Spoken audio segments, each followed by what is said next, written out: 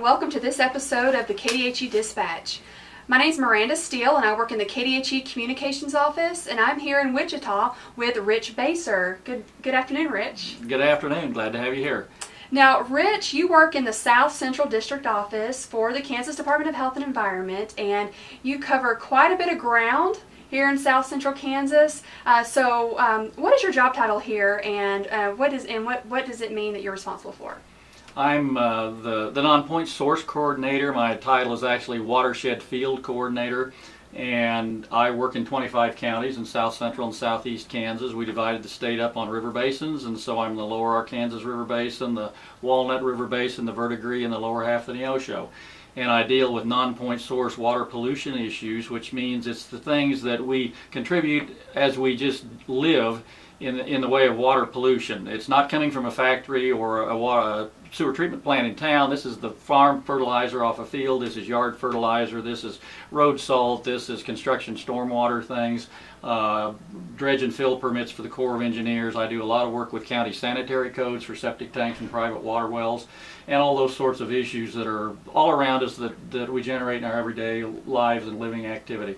And then whatever else shows up as needed in a district office. In the field staff, we're here, we are Customer Service, if you will, and so we deal with whatever the phone call may bring us in the way of a pollution question, and sometimes it's something that we address, and sometimes it's something that we hand off to the Corporation Commission or Soil Conservation or something else, and we work in conjunction with those folks to address things and protect people and the environment in the process. So you have your set schedule of things that you need to go out and make checks on within your region, but you also are a response unit in a sense.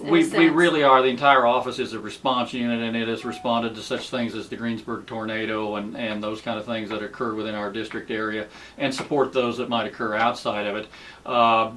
Some of the people in our office in spill program or in the water treatment program or solid waste have regular inspections that they have to perform because people have a permit in that program and they need to verify that they're in compliance. I don't do permit inspection, but I do a lot of outside work with we have a program going now, Watershed Restoration and Protection Strategy, where we're taking a holistic look at watersheds out in the, particularly in the rural areas, to say we have a lot of non-point source issues going on. There may be cattle in a stream. There could be things where they'd be better off doing no-till to reduce the sediment that's going off into a stream, or we need stream bank stabilization because every time the water's up, the stream bank collapses and thousands of tons of earth and soil go downstream. So some of those things, we have projects that I work on that take a regular hands-on approach, but a lot of it is driven day to day with algae responses we've had the last few years, making sure that the water is safe, or that people know that the water might not be safe for them, for their pets or their family to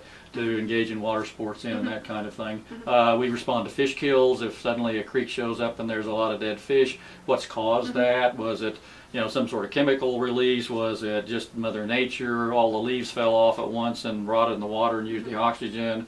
Was it man-made? Was it something we can deal with? And it's detective work, some of it, figuring out what caused it, and then what's the solution, so maybe we can avoid having that happen again. Absolutely. So what you're able to accomplish doesn't happen overnight. It takes a lot of time. Right. So I know that you recently attended the Governor's Water Conference in Manhattan. Can you tell me what your greatest takeaway was from that? I did, and in the Governor's remarks, I found them very hopeful because he announced, basically set a challenge out there for the state through the State Water Office and his Council of Economic Advisors to come up with a plan that says 50 years, we're going to really look at our water issues here and come up with a 50-year plan.